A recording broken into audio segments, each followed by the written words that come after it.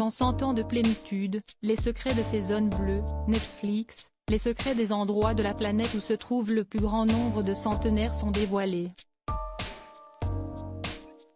Alors de quoi s'agit-il? S'il y a bien un domaine sur lequel les Japonais n'ont rien à apprendre de personne, si est-il bien en matière de longévité. En effet, le Japon se place en tête des pays où l'espérance de vie est la plus longue au monde, selon l'Organisation de coopération et de développement économique, OCDE.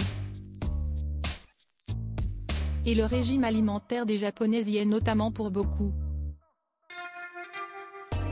Mais les Japonais ne sont pas les seuls sur le podium de la longévité et depuis les années 1990, le journaliste américain Dan Buettner étudie les habitudes de vie des habitants des 5 zones du monde ayant les plus fortes concentrations de centenaires. Dans 100 ans de plénitude, les secrets des zones bleues, série documentaire disponible depuis la fin du mois d'août sur Netflix, il livre quelques-uns de leurs secrets. L'homme a enquêté pendant près de 30 ans sur ce que l'on appelle les zones bleues, ces fameuses régions du monde où l'on trouve les plus fortes concentrations de centenaires.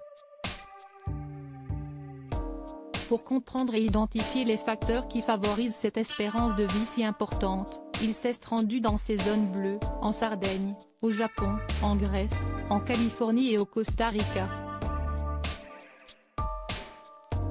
Regroupant ainsi des centaines de recherches scientifiques à propos du régime alimentaire, des conditions géologiques ainsi que de l'histoire de populations et habitants.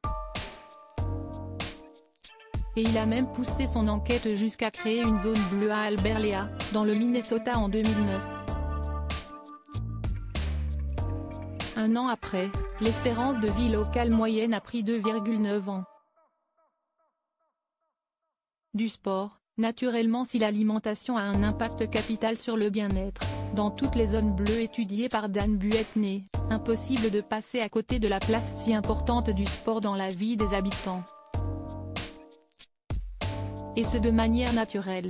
Les peuples centenaires ne cherchent pas à faire du sport pour faire du sport. Ils évoluent en revanche dans des environnements ne laissant pas sa place à la sédentarité, comme par exemple en Sardaigne, où même les personnes âgées se voient dans l'obligation de gravir et de dévaler les côtes. Sur l'île japonaise d'Okinawa, qui a connu la plus forte concentration de centenaires au monde, 81 centenaires %.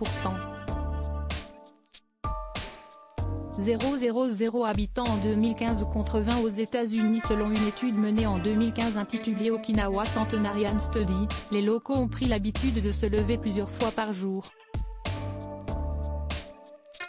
Dans ces zones, le travail manuel a lui aussi sa part belle. L'agriculture, le jardinage ou encore à la cuisine, sont des sources d'activité physique.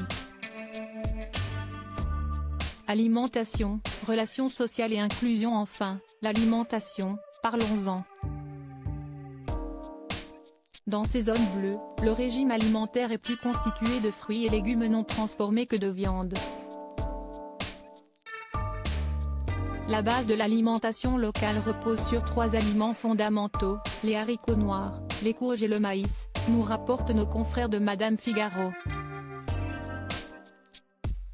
Leur point commun, ils sont riches en antioxydants, en vitamines et en minéraux. Les relations sociales sont aussi des plus symptomatiques de ces endroits qui regroupent le plus de centenaires. L'ensemble des zones bleues que Dan Buettner a visitées sont avant tout des communautés, dans lesquelles les liens sociaux sont extrêmement forts.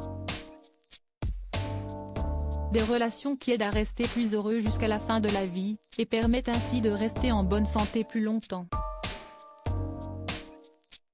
Enfin, l'inclusion dans la société est le dernier pilier de la longévité, et pas des moindres. En effet, dans ces zones bleues, même lorsqu'elles sont âgées, les personnes ne se sentent pas exclues. Il n'existe pas de séparation entre personnes actives et retraitées.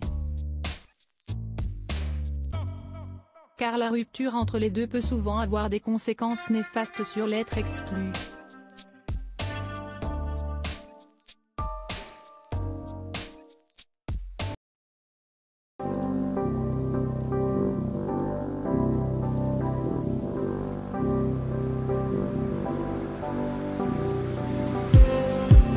just need